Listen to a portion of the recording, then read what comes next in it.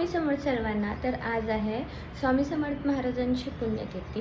तर असं म्हटलं जातं की महाराजांना बेसन लाडू फार प्रिय आहेत. म्हणजे माझी आई मला सांगते आणि ते बनवताना आपण श्री स्वामी समर्थ श्री स्वामी समर्थ असं म्हणत जर तो लाडू महाराजांसाठी स्वतःच्या हाताने बनवला आणि महाराजांना प्रसाद म्हणून दाखवला तर तो लवकर महाराज एक्सेप्ट करतात. सो मी आता पुण्यात आहे आणि माझ्या आईचं यूट्यूब चॅनल आहे स्वामी दत्त सेवा. तर मम्मानं मला त्या व्हिडिओमधून सांगितलं होतं, मी तिचा व्हिडिओ ऐकला होता की बेसन लाडू दे बनवले, तर मी आत्ता ते बनवते.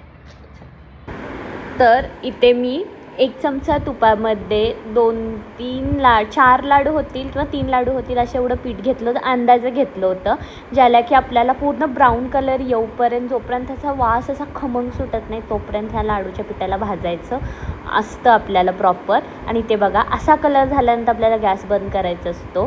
तर त्याआधी मी यामध्ये पिठी साखर आणि थोडेसे ड्रायफ्रूट्स ॲड केले होते आणि त्यानंतर गॅस बंद करून हे पीठ मी कढईमध्ये काढून घेतलं, कारण थोडेसे गुठळ्या होतात ते की आपल्याला हाताने एकदम व्यवस्थित करून घ्यायचं असतं पीठ एकसारखं.